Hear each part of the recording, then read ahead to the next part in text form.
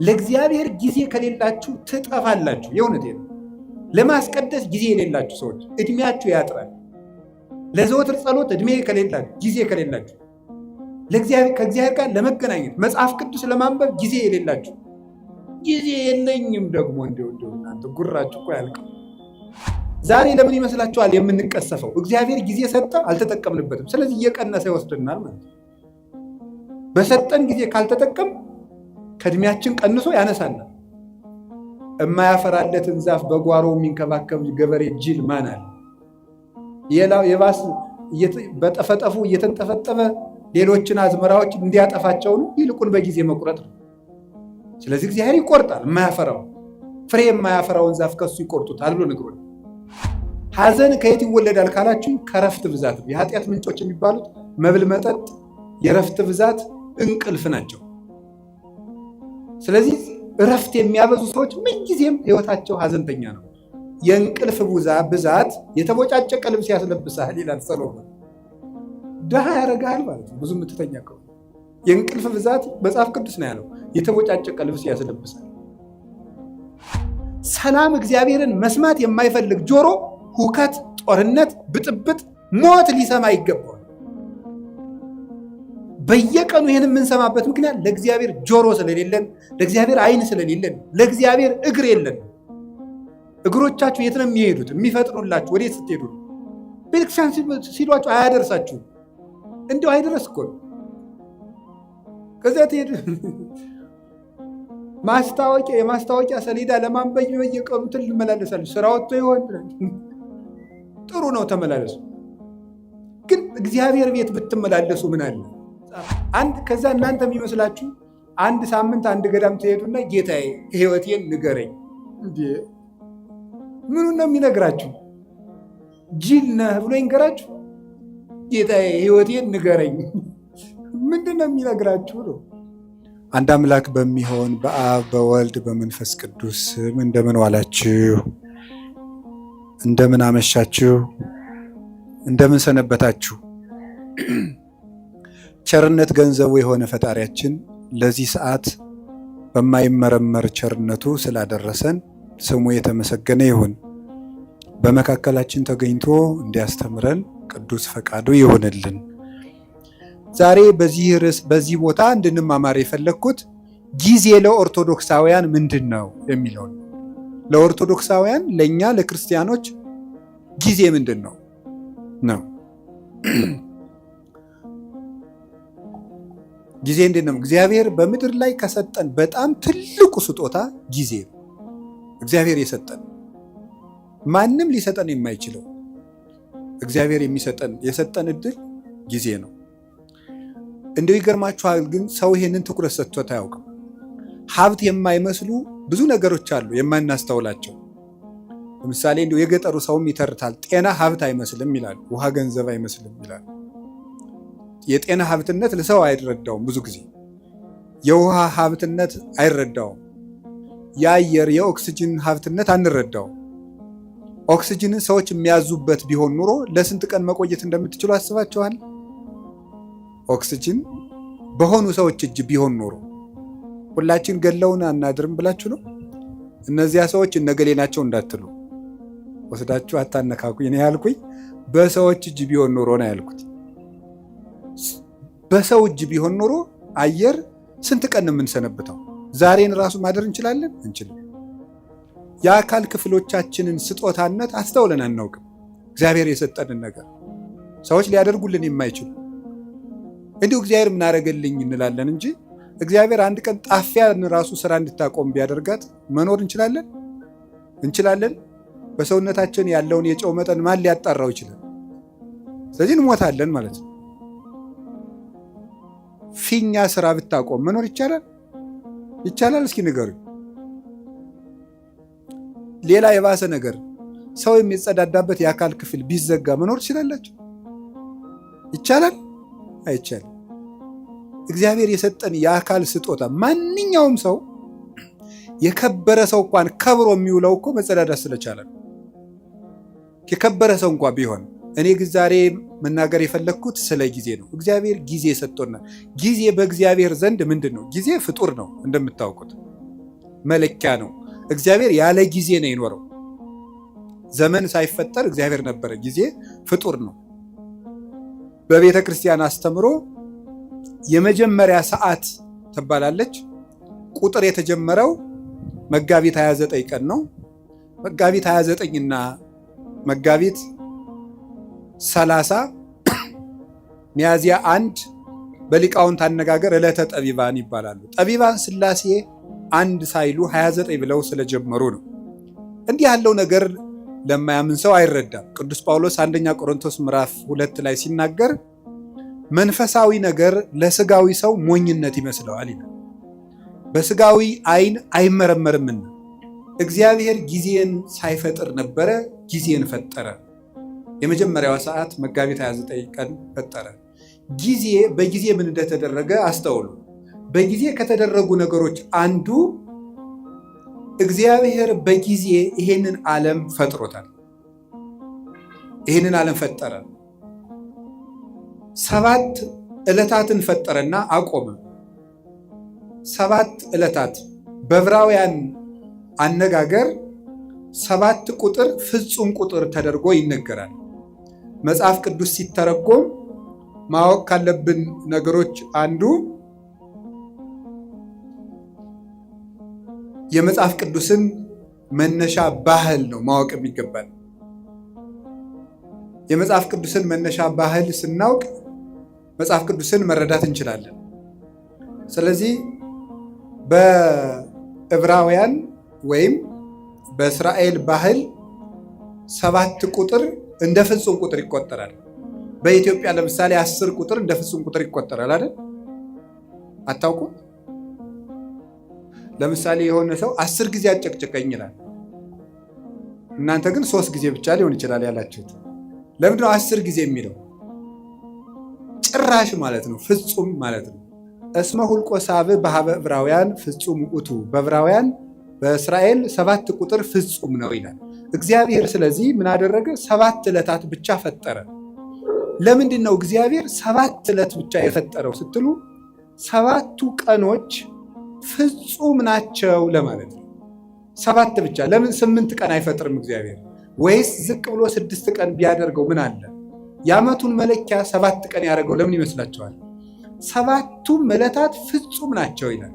እንዲያውም ልንገራቸው፣ የዚህ ዓለም ዋና ምሰሶዎች 7 ዕለታት ናቸው። በመጽሐፈ ምሳሌ ምዕራፍ 9 ከቁጥር 1 ጀምሮ እንዲህ ይላል፣ ጥበብ ሐነጸት ቤተ ወአቀመት ላቲ 7 አዕማደ። ጥበብ ቤቷን ሰራች 7 ምሰሶዎችንም አቆመች ይላል። ጥበብ ቤቷን ሰራች። ጥበብ የተባለ እግዚአብሔር ወልድ ነው። መንፈሳዊ ትርጉም አለው። የዛሬው ዓላማችን ግን እሱ አይደለም። ጥበብ ወልድ ይችን ዓለም ፈጠረች፣ 7 ምሰሶ አቆመች ማለት 7 ዕለታትን ፈጠረች ማለት ነው። 7ቱ ዕለታት ለምንድን ነው ምሰሶ የተባሉ ሲባል ምሰሶ ቤቱን እንደሚያጸናው በዚህ ዓለም የሚኖር ነገር ሁሉ ጸንቶ የሚኖረው በ7ቱ ዕለታት በሚሰራ ስራ ነው ማለት ነው። ምሰሶው ሲፈርስ ወይም ምሰሶ ቢነቀል ቤቱ እንደሚናድ ሁሉ የሰው ልጅ ሕይወቱ የሚናደው ወይም የሚፈርሰው በ7ቱ ቀናት በሚሰራቸው ስራዎች ናቸው። 7 ቀን የምንሰራው ስራ ወይ ሕይወታችንን ያፈርሳል ወይ ሕይወታችንን ይሰራል። ምሰሶዎቹ በትክክል የቆሙለት ቤት እንደማይፈርሰው 7ቱን ዕለታት እንዴት መጠቀም እንደሚችል የሚያውቅ ሰው የጸና ቤት ይኖረዋል። የልብ ቤት፣ የአእምሮ ቤት፣ የስጋ ቤት፣ የነፍስ ቤት ይኖረዋል ማለት ነው።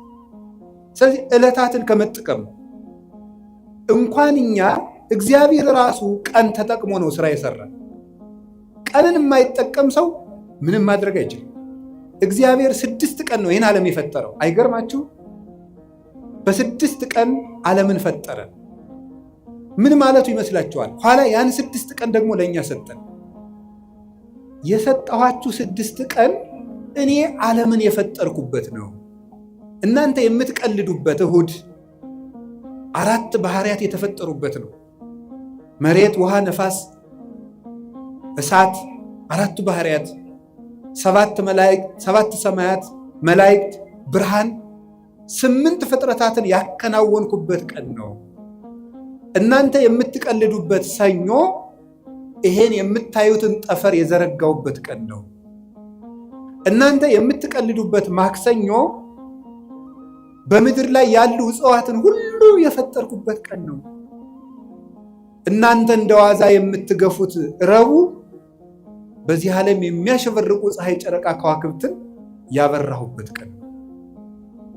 እናንተ በስንፍና የምትሸኙት ሐሙስ በባህር ውስጥ ያሉ አዞ፣ ጉማሬ፣ ሌሎችን ማሳንበሪዎችን በክንፍ የሚበሩትን በእግራቸው የሚሽከረከሩትን በክንፋቸው የሚበሩትን ሁሉ ያስገኘውበት ቀን ነው። እናንተ በዋዛ በፈዛዛ የምታሳልፉት ዓርብ በአርአያዬ በአምሳሌ ሰውን የፈጠርኩበት ቀን ነው ማለቱ ነበረ። ሰኞ፣ ማክሰኞ፣ ረቡዕ እንደዋዛ ሲያልፉ እነዚህ ትዝ ብሏቸው ቃል እነዚህ ሁሉ ዓለማት 20 ዓለም ነው ያለው። አሁን እኛ ከ20 ዓለማት የምንኖረው በአንዷ በዳረ ጎቷ በጫፏ በዚች ምድር ነው። እግዚአብሔር የፈጠረው 20 ዓለም ከ20ኛው በዚች ዓለም የምናየው ነገር ሁሉ እንኳን ተመርምሮ አይዘለቅም። ሕሊና ራሱ ይደክማል ቢያስብ። እንኳንስ ሌላውን ያንን ሰው ተፈጥሮ እንኳን ብታዩት ሊገባና ይችላል። እንደዚህ ያሉ ድንቅ ነገሮች የተደረጉት በ6 ቀን። የጊዜን ጥቅም አያችሁት? በ7ኛው ቀን እግዚአብሔር አረፈ። ምን ማለት ይመስላችኋል? እግዚአብሔር 6 ቀን ሰራና አረፈ። ስራችሁ ብዙ ይሁን እረፍታችሁ ጥቂት ይሁን ማለቱ ነበር። በቁሙ ነው። ወርቅ አለው፣ መንፈሳዊ ትርጉም አለው። ስራችሁ ብዙ ይሁን እረፍታችሁ ግን ጥቂት ይሁን። ይኸውላችሁ በዚህ ዓለም ላይ ብዙ ሰዎች የሚቸገሩበት ምክንያት ደስታን ፍለጋ ነው። ደስታ ደግሞ ከመስራት የሚመጣ ነው እንጂ ከማረፍ የሚመጣ አይደለም። ሐዘን ከየት ይወለዳል ካላችሁ ከረፍት ብዛት። የኃጢአት ምንጮች የሚባሉት መብል፣ መጠጥ፣ የረፍት ብዛት፣ እንቅልፍ ናቸው። ስለዚህ እረፍት የሚያበዙ ሰዎች ምንጊዜም ህይወታቸው ሐዘንተኛ ነው። የእንቅልፍ ብዛት የተቦጫጨቀ ልብስ ያስለብሳል ይላል ሰሎሞን። ድሃ ያደርግሃል ማለት ነው ብዙ የምትተኛ ከሆነ። የእንቅልፍ ብዛት መጽሐፍ ቅዱስ ነው ያለው፣ የተቦጫጨቀ ልብስ ያስለብሳል። ጊዜን ባለመጠቀማችን ምክንያት አይ ጊዜ የሰጣቸው ናያገሌ ሀብታሙ ነው ምናምን ቢባል ጊዜውን የሚጠቀም ሰው የሌለ ነገር ያመጣል። እግዚአብሔር በጊዜ የሌለን ነገር አመጣ። ሰማይ አልነበረ፣ ምድር አልነበረ። የሌለንን ነገር ማምጣት ከፈለጋችሁ ጊዜያችሁን ተጠቀሙ። ጊዜ ላይ የሚቀልድ ሰው ምኞቱን ታቅፎ ይሞታል እንጂ ምንም አያመጣም። ጊዜ ነው የሌለውን ያመጣል። እግዚአብሔር በጊዜ ለክቶ የምሕረት ቀጠሮ ሰጠ። በኖህ ዘመን 120 ቀን 120 ዓመት ሰጠው አለ። 100ውን ቀለዱ፣ በ20 አጠፋቸው። 20ውን ትቶ አጠፋቸው። በኖህ ዘመን የነበሩ ሰዎችን 120 ሰጣቸው። 20ው ሲቀር ንስሐ እንገባለን ሲሉ 100 ሳያልቅ ጨረሳቸው። ጊዜን ካልተጠቀምክበት ብሰጥህም አትጠቀምበት ብሎ ወሰዳቸው። ዛሬ ለምን ይመስላችኋል የምንቀሰፈው? እግዚአብሔር ጊዜ ሰጠ፣ አልተጠቀምንበትም። ስለዚህ እየቀነሰ ይወስድናል ማለት ነው። በሰጠን ጊዜ ካልተጠቀም ከእድሜያችን ቀንሶ ያነሳናል። የማያፈራለትን ዛፍ በጓሮ የሚንከባከብ ገበሬ ጅል ማን አለ? የባስ በጠፈጠፉ እየተንጠፈጠፈ ሌሎችን አዝመራዎች እንዲያጠፋቸው ነው። ይልቁን በጊዜ መቁረጥ ነው። ስለዚህ እግዚአብሔር ይቆርጣል። የማያፈራው ፍሬ የማያፈራውን ዛፍ ከሱ ይቆርጡታል ብሎ ነግሮናል። እኔ የወይን ሐረግ ነኝ፣ እናንተ ደግሞ ቅርንጫፎች ናችሁ። በእኔ ኑሩ፣ እኔም በእናንተ እኖራለሁ። ፍሬ አፍሩ፣ ካላፈራችሁ ትቆርጣላችኋል። እግዚአብሔር በጊዜ ምሕረት ሰጠ፣ በጊዜ ያልተጠቀሙትን ደግሞ አጠፋቸው። እግዚአብሔር ለመወለድ 5500 ዘመን ቀጠረ። 5500 ዘመን ሲፈጸም ተወለደበት። በጊዜው ተጠመቀ፣ በጊዜው ተወለደ፣ በጊዜው አደገ፣ በጊዜ ጾመ 40 ቀን፣ በጊዜ አስተማረ 3 ዓመት ከ3 ወር፣ በጊዜ ምስጢሩን ገለጠ። በደብረ ታቦር እንኳን ብርሃን ከገለጠላቸው በኋላ እንዳትናገሩ እስከ ዓመት ይፈጸም በጊዜው፣ ጊዜው እስኪደርስ ድረስ በትንሣኤ ልቡናችሁ ቀንቶላችሁ ምስጢር ተከናውኖላችሁ በሀብተ መንፈስ ቅዱስ ተሰርታችሁ እስክትናገሩት ድረስ ቆዩ አላቸው። በጊዜ የሚነገር አለ፣ በጊዜ የማይነገር አለ። ወቤ ብዙ ነገር ዛነ ነግረክሙ የምነግራችሁ ብዙ ነገር ነበረኝ። ወባይቱ ኢትክሉ ይእዜ ጸዊሮቶ ነገር ግን ዛሬ ልትሸከሙት አትችሉም፣ በጊዜው ነግራችኋለሁ። በጊዜ የሚነገር አለ።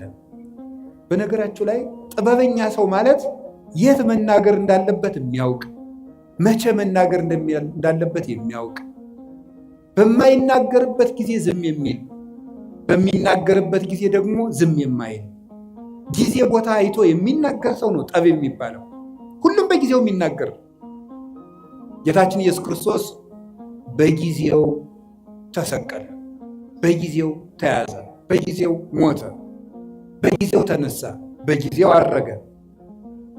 እግዚአብሔር በጊዜው ሁሉን ሰራ። እንግዲህ ደግሞ በጊዜው ይመጣል። ያ ጊዜ መቼ እንደሆነ ደግሞ አታውቁም ብሎናል። ትግሁ እንከ እስመ የተአምሩ ጊዜ ይመጽእ እግዚእክሙ ጌታቸው የሚመጣበትን ጊዜ አታውቁምና ተግታችሁ ጠብቁ። ሶበሰ አይመረ በአለቤት ጊዜ ይመጽእ ሰራቂ እምተጋ ዋህለው ባለቤት ሌባ የሚመጣበትን ጊዜ ቢያውቅ ኑሮ በዚያች ሰዓት ይተጋ ነበር። ግን ሌባው መቼ እንደሚመጣ ስለማያውቅ ሌሊቱን ሙሉ መትጋት አለበት። እናንተም ጌታችሁ የሚመጣበትን ሰዓት ብታውቁት በዚያች ሰዓት ብቻ ትተጉ ነበር። ግን ጌታችሁ በ10 ዓመታችሁ ይምጣ፣ በ20 ዓመታችሁ፣ በ30 ዓመታችሁ ይምጣ፣ በ50 ዓመታችሁ፣ ስትጀምሩ ይምጣ፣ ስትጨርሱ አታውቁትም። ስታገቡ ይምጣ፣ ስትሸመግሉ ይምጣ፣ ሳታገቡ ይምጣ፣ ስታገቡ ይምጣ፣ አታውቁትም። በድህነታችሁ ጊዜ ይምጣ፣ በሀብታችሁ ጊዜ ይምጣ፣ ስትሾሙ ይምጣ፣ ስትሻሩ ይምጣ፣ የምታውቁት ነገር የለም። በሰጣችሁ ጊዜ ተዘጋጅታችሁ ኑሩ ብሎ ሰጥቶናል። ጊዜ እንዲህ ያለ ሀብት ነው። የእግዚአብሔር ቤተሰቦች በጊዜ እንጠቀምበት። ጊዜን አባቶቻችን ብዙ ሰርተውበታል። ቅዱስ ቂርቆስ ያን ሁሉ ሰማዕትነት ሲፈጽም የስንት ዓመት ልጅ ነበር? የ3 ዓመት ልጅ ነው። ድንግል ማርያም የአምላክ እናት ስትሆን የስንት ዓመት ልጅ ነበረች? የ15 ዓመት ልጅ ነበረች። እንግዲህ እዚህ ውስጥ 50ም አለ 60ም አለ። እንደገና ደግሞ ወጣት ነኝ እያላችሁ የምትቀልዱ ገና ልጅ አይደለው እንደ የምትሉ ለተንኮል ሲሆን ልጅ ነኝ አትሉ። ቁረቡ ሲሏችሁ ልጅ ነኝ ትላላችሁ። ኃጢአት ሲሆን ልጅ ነኝ አትሉ ትላላችሁ። አረ ይሄ ልጅ ነኝ ገና ቆይ ይሄን አትስጡኝ ትላላችሁ አትሉ። ግጥም አድርጎ ለመብላት ልጅ ነኝ የሚላል አለ እንዴ? አይጣል አደረሰ አይደል? አሁን ማለት ተገኝቶ ነው። እንዲሁም ትንንሹ ነው ብዙ የሚበላ። ለማመንዘር ልጅ ነኝ የሚላል የለም። ትንሹም ትልቁም ለጽድቅ ሲሆን ልጅ ነኝ አትበል ብሏል። ሕፃን ነኝ ኢትበል እስመ ንዑስ አነ እኔ ልጅ ነኝ አትበል ብሏል። ትንቢተ ኤርምያስ ምዕራፍ 1 ቁጥር 8 ላይ ለበጎ ነገር ልጅ ነኝ አትበል። ስለዚህ የእግዚአብሔር ቤተሰቦች ቅዱስ ጊዮርጊስ 4 ጊዜ ሞቶ ሲነሳ ያ ሁሉ ሰማዕትነት ሲፈጽም ጠቅላላ ዕድሜው 27 ዓመት ነው። በጊዜ አባቶቻችን ተጠቀሙበት። በቀኝ የተሰቀለው ወንበዴ መንግሥተ ሰማያትን የወረሳት በ3 ሰዓት ዝግጅት ነው። ለተጠቀመበት ሰው 3 ሰዓት መንግሥተ ሰማያትን ያስገኛል። አብሮ የቆመው ሰው ደግሞ በዚያው ሲኦልን አግኝቷል። እድሜ ዘመኑ አንድ ቀን የሰማ ሰው ዘኬዎስ ተመልሶ ጊዜውን ተጠቅሞ መንግሥተ ሰማያት ገብቷል። 3 ዓመት አብሮ የቆየው ይሁዳ ጊዜውን መቀለጃ ስላደረገው ከክርስቶስ መንግሥት ውጭ ሆኗል።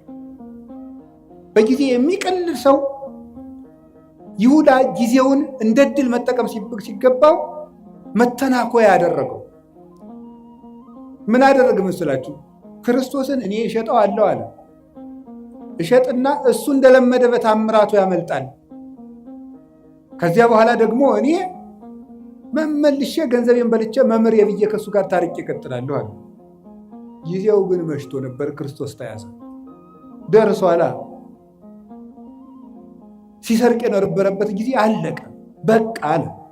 እግዚአብሔር መቅረዚቱን አጠፋት። ከዚያስ ምን አደረገ ደግሞ? ጌታ ከማረጉ በፊት ሞቱ በፊት እኔ ተቀድሜ ሙቼ ሲኦል ቆየዋለሁ፣ ነፍሳትን ሲያወጣ ያወጣኛል አለ። አይ ይሁዳ አልፏል። እሱ መቼ ምን አደረገ ጌታ? የለም ይሁዳ ዛሬም አትሞትም ብሎ ግንባሩ ተፈጥፍጦ ቆይ፣ ሆዱ ተዘርግፎ ቆይ። ከዛ ምን አደረገ ጌታ ሲያረግ? አንተ ያሰቀልከው ሰው እኮ አረገ አሉት። እኔን ሳያወጣኝ ብሎ ደንግጦ እወጣለሁ ሲል ከመቃኑ ላይ ከደጃፍ ወይም ከበሩ ላይ ግንባሩ ተፈጥፍጦ ሞተ ይላል። ምን አድርጎ ስትሉኝ፣ በጊዜ ቀልዶ የእግዚአብሔር የምሕረት ጊዜው አብቅቶ በቃይ ብሎ እግዚአብሔር ታገሰው። 3 ዓመት ቻለው። አብሮት እየዋለ ሙዳየ ምጽዋቱን እየሰረቀ ማይምረ ኅቡዓት ክርስቶስ አብሮት እያለ እየሰረቀ የሚያውቀውን ጌታ እንዳላዋቂ መጥቶ አብሮት በሀከረቢ መምህር ደህና ዋልክ እያለ የልቡን በልቡ እያደረገ 3 ዓመት ቻለው።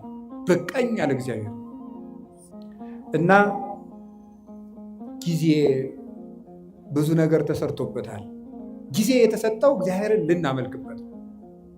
ስብሐ ለዕለተ ይሴብሐከ ቅዱስ ዳዊት በቀን 7 ጊዜ አመሰግንሃለሁ ይላል። ጠዋት 12 ሰዓት እንደተማራችሁት ካሁን በፊት ብርሃን ሌሊቱን አሳልፈህ ብርሃን የሰጠኸኝ ጌታ ብለን፣ በብርሃን የፈጠርከኝ ጌታ ብለን፣ ለእኔ ስትል ማለዳ ከሐና ከቀያፋ ፊት በ12 ሰዓት ተከሰስክልኝ ብለን 3 ሰዓት እንጸልያለን። ሔዋን የተፈጠረችበት፣ ቅድስት ድንግል ማርያም ብስራተ መላክን የተሰማችበት፣ ለሁሉ ፍትህ የሚሰጥ ጌታ በ3 ሰዓት ከጲላጦስ ፊት ተከሶ የቀረበበት 3 ሰዓት፣ 6 ሰዓት አዳም የተሳሳተበት፣ የሰው ልጅ አይምሮ የሚደክምበት፣ ገና ሲጫወት የቆየው ሰውዬ 6 ሰዓት ላይ ማዛጋት ይጀምራል። 6 ሰዓት አጋንንት የሚሰለጥኑበት፣ ሰው የሚደክምበት ጊዜ ነው። አዳምም የሳተበት ጊዜ ነው። 6 ሰዓት ደግሞ እግዚአ ኩሉ ክርስቶስ የተሰቀለበት ሰዓት ነው። በዚያ ሰዓት አንዲት አቡነ ዘበሰማያት እንኳን መድከም። 9 ሰዓት ጸሎት የሚያርግበት፣ መስዋዕት የሚያርግበት፣ ጌታ ነፍሱን ከስጋው የለየበት፣ ለእኔም ጥሩ አሟሟት ስጠኝ ለማለት ለእኛ ሲል መራራ ሐሞት የጠጣበት፣ ጎኑን ተወግቶ ማየገቦ ያፈሰሰበት፣ 11 ሰዓት የተቀበረበት፣ ነፍሳትን ከሲኦል ያወጣበት ሰዓት፣ እግዚአብሔር አዳምን ፍለጋ የመጣበት። እግዚአብሔር በ11 ሰዓት ነው አዳም ወዴት ነህ እያለ የበለስ ቅጠል ያገለደውን መሆን አዳም ፍለጋ በገነት ዛፍ መሃል የመጣው። 11 ሰዓት የቀን ፍጻሜ ነው። በዘመን ፍጻሜ መጥቻ አድንሃለሁ እያለው። ስለዚህ በ11 ሰዓት ጌታዬ ሆይ እኔንም ፈልገኝ ብሎ መጸለይ፣ እኔም ጫካ ውስጥ ነኝ ፈልገኝ ብለ ማታ ምሽት ሰዓት የመጣውን ግርማ ሌሊት በሰላም አሳድረኝ፣ ለእኔ ስትል በምሽት 3 ሰዓት እንደ ወንበዴ ታሰርክልኝ ብሎ ማታ መጸለይ ይገባል። ቀኑን ሁሉ ለእግዚአብሔር መስጠት። ከእግዚአብሔር ጋር ጊዜ የሌለው ሰው እግዚአብሔርም ከእሱ ጋር ጊዜ የለው። ለእግዚአብሔር ጊዜ ከሌላችሁ እግዚአብሔርም ለእናንተ ጊዜ አይሰጥም። እንዴ ለእግዚአብሔር እንዴት ጊዜ ታጣላችሁ? እኔ እኮ ይገርመኛል። እግዚአብሔር የቲክቶክን ሩብ ይደርሰዋል ዛሬ? እስኪ ንገሩኝ፣ ይደርሰዋል? እንዴት ተጣድፎ ሰው እንዴት ተጣድፎ የዘወትር ጸሎቱን እንዲሁ ያም ካደረሰ ነው ተጣድፎ ጨርሶ፣ ግን ፌስቡክ ላይ ቲክቶክ ላይ ግን ተጥዶ ነው የሚውለው። እባካችሁ ለእግዚአብሔር ጊዜ ስጡ። እውነቴን ነው። ለእግዚአብሔር ጊዜ ከሌላችሁ ትጠፋላችሁ። የእውነቴን ነው።